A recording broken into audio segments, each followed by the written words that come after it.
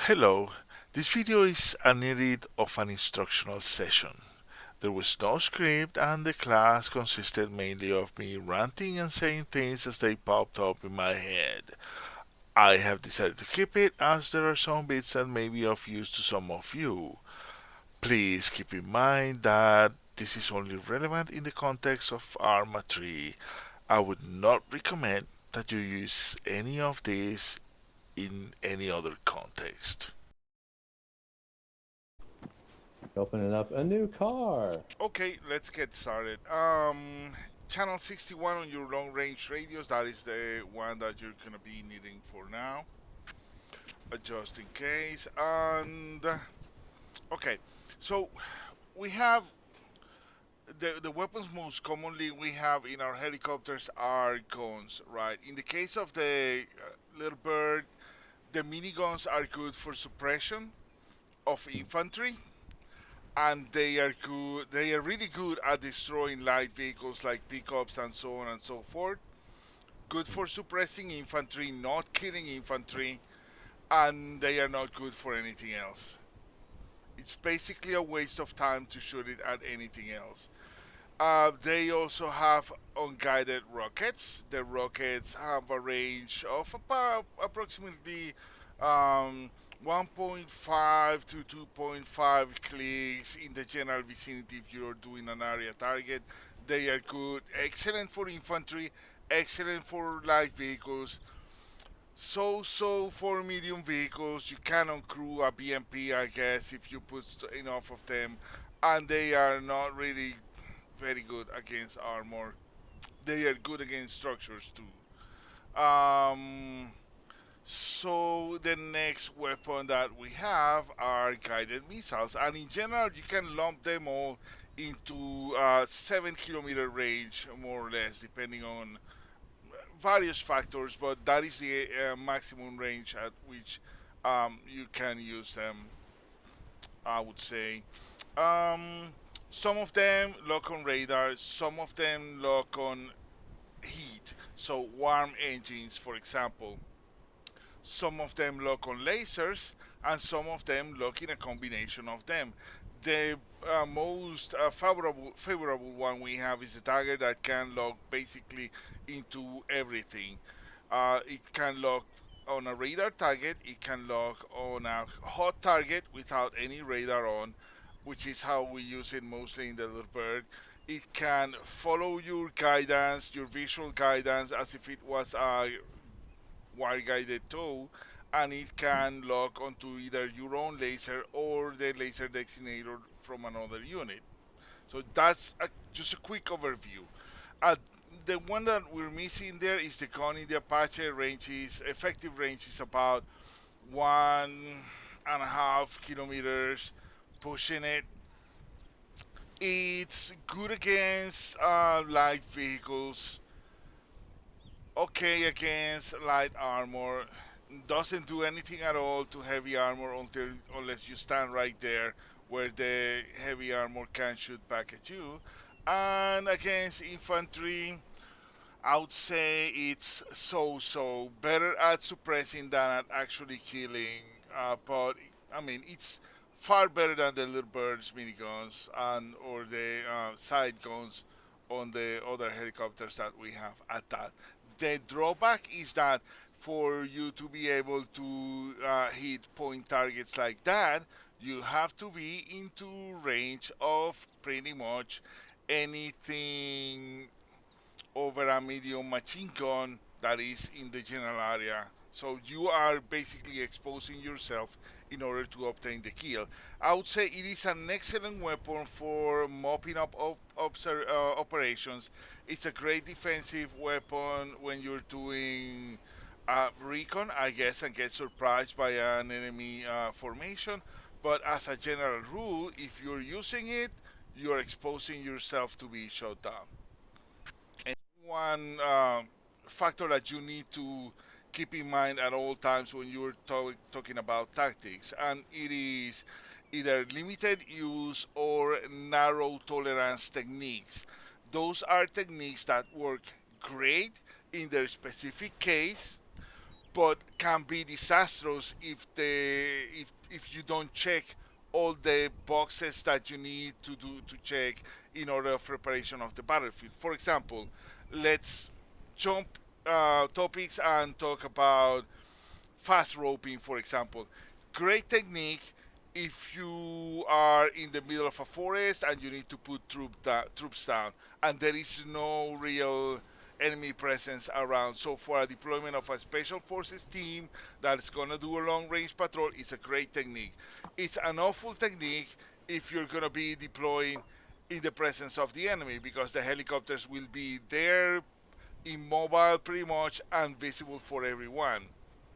See, in one case, it's a great technique. In the other one, it's basically suicide. The same with airborne. The same happens with the bob-up technique, what's called a bump, basically. The pop-up technique. It's a great technique when you're using guided missiles from pretty much max distance and you have a great view of the enemy. You can hide in ambush. You get somebody else to be the eyes to tell you when to pop up the ambush, a special forces team, for example. When the enemies are in your kill box, you pop up, everybody pops their missiles, you're so far away they don't even see you, and then you can happily go home. Gives you maximum time of target, maximum violence of execution, but if you are in range of the enemy, you're basically with zero energy, and energy is the name of the game when you're talking about aircraft. Energy is basically the energy you have stored. It's a combination of your height and of your speed. The higher you are, the more potential energy you have that can be converted into speed or maneuvers.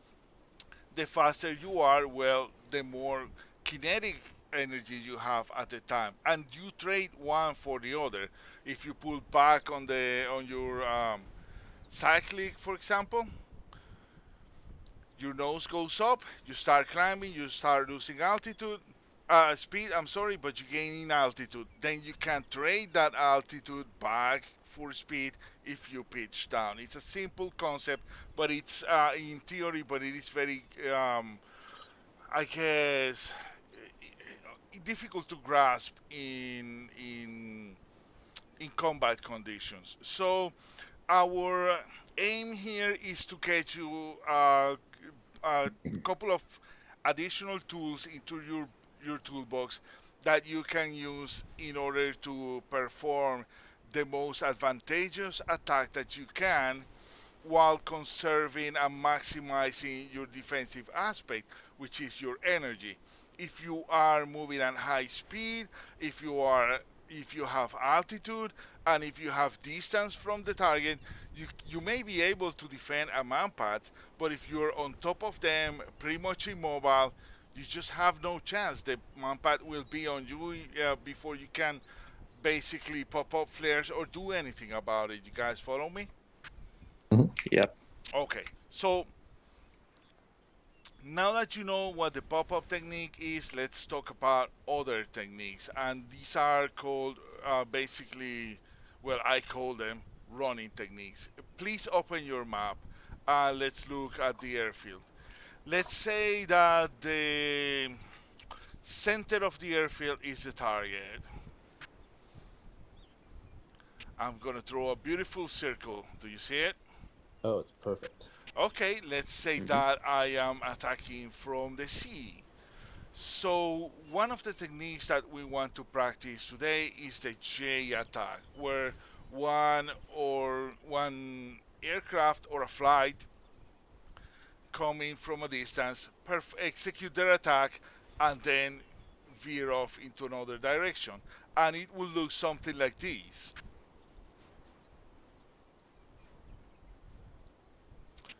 See, it's just like a J. Well, in this case, Hmm. not the correct orientation, but pretty much the same thing. And in order to execute this task, you would be gaining altitude, let's say from doing on this range. You perform your attack once you're at altitude, and then you dive during the lower part of the J, what would be painted in purple right now.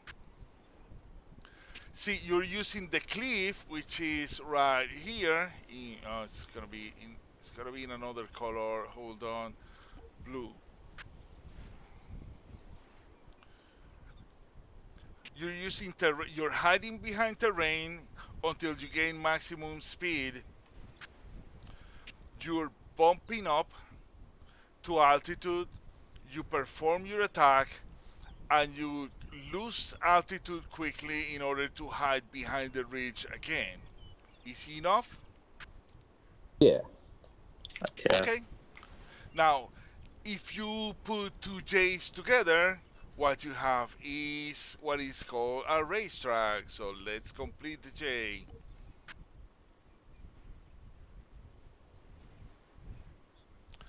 And it's a cameo cookie. No, it's a racetrack basically.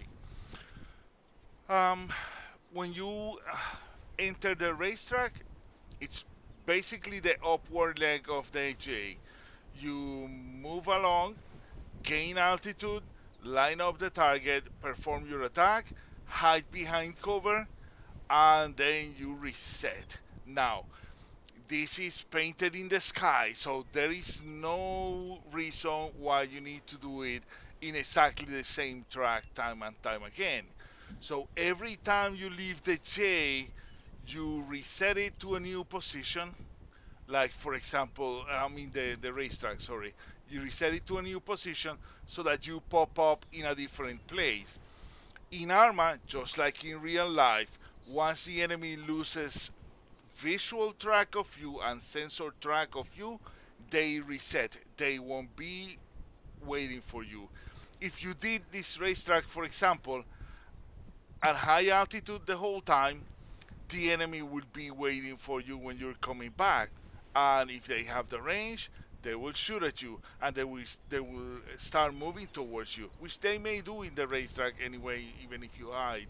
But they will do it, with a purpose, not interrupting it. Each time you hide behind cover, the AI will lose track of you. So will happen, as a matter of fact, with players. With players, you would have to, reset the racetrack in different locations, basically, in order to keep them guessing. But that's what you do. For example, if you're a rifleman, you pop up from cover, you take your shot, you go behind cover, move to a new location, then you pop up again. You don't keep shooting from the same location the whole time. Any questions so far? No, I don't think I have any. Nope. Let's talk about ranges. Let's say your target is the center of the airfield. Again, put your self waypoint at the center of the target,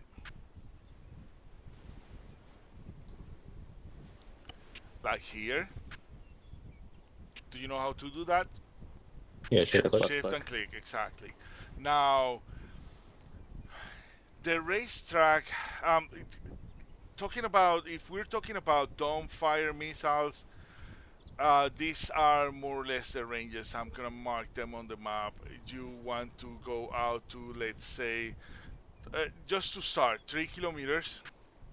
It's your outward racetrack. At 2 kilometers, and by the way, this racetrack is not to scale. You want to start a pop-up, and between 2 kilometers to 1.5 kilometers each, you want to line up the target and perform your attack. So at 1.5, 1.4, something like that, between 1.6 to 1.5 or to 1.4, you want to have finished that attack and then dive hard to one side, dive down so you can be behind that cover again as you reset your maneuver. Easy enough? Okay. Okay. Yeah. So a couple of additional tasks that you have. Just before you pop up, I want you to start your jammers. Okay. Once you finish your pop-up, we should be to around, let's do it to 300 meters. Line up the target.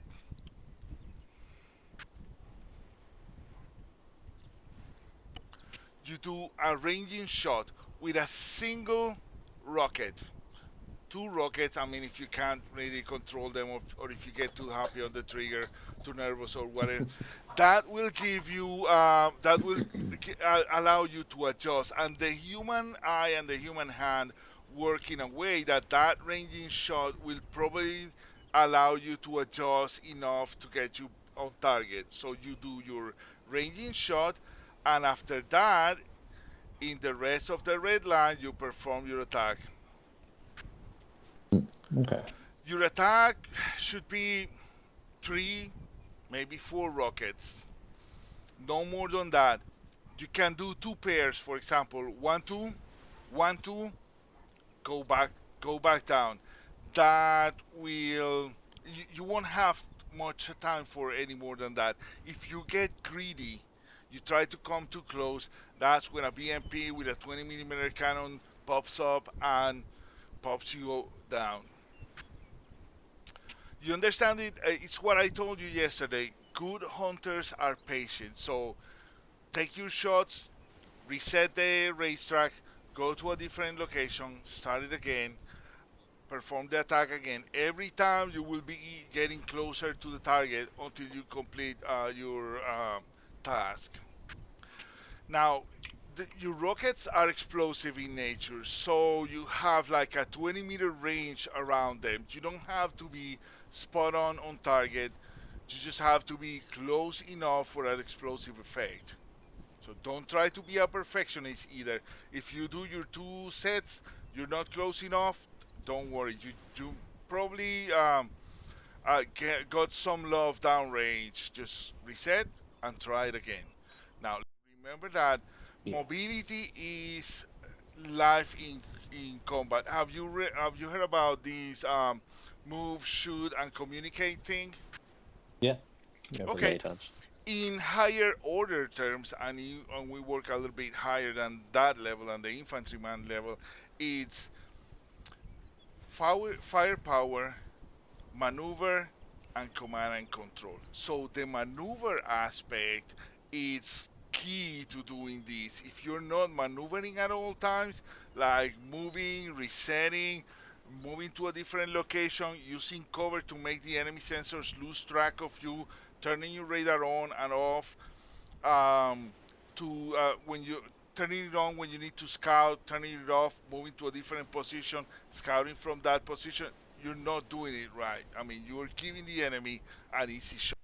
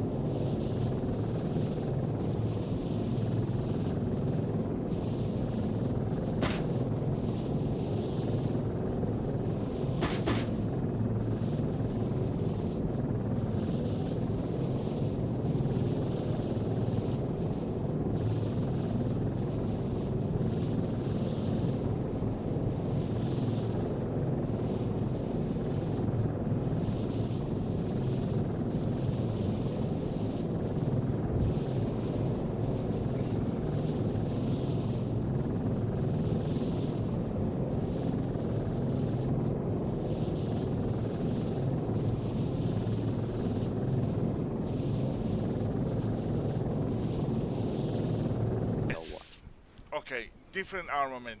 Now we're gonna be doing the same as a pair, as a crew, but using daggers, guided visually. Do you remember how to do that? I do. Look after Guided. launch, right, and guided visually. Not with Now, laser? say again. Not with laser? Not with the laser. You can just shoot it on look after launch mode, and it will follow your camera. Okay. Now, what I want is this. I want a pop-up. I want a fast engagement by the gunner, and then the gunner lets the pilot know when he has hits, and the pilot goes around again. Alright, coming in for a run. Copy that.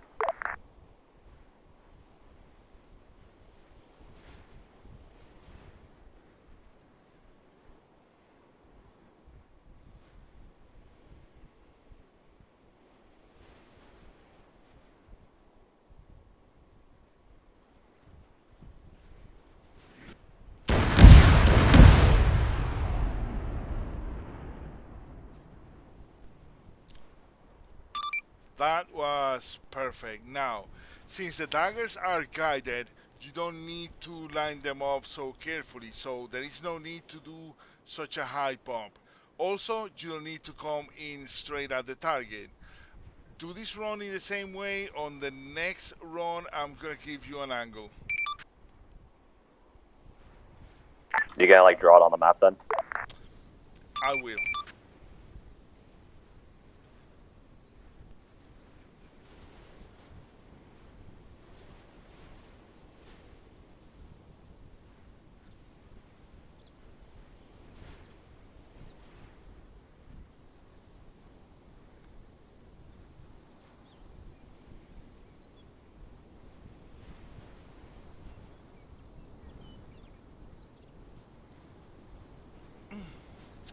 Okay, it's on the map. It's basically a corridor, but see, you're not moving straight to the target, so you make their targeting situation even more complex. You're moving up, you're moving forward, and you're moving sideways at the same time. So they have to be a god of gunnery to get a hit on you. Alright, making our approach. Nope.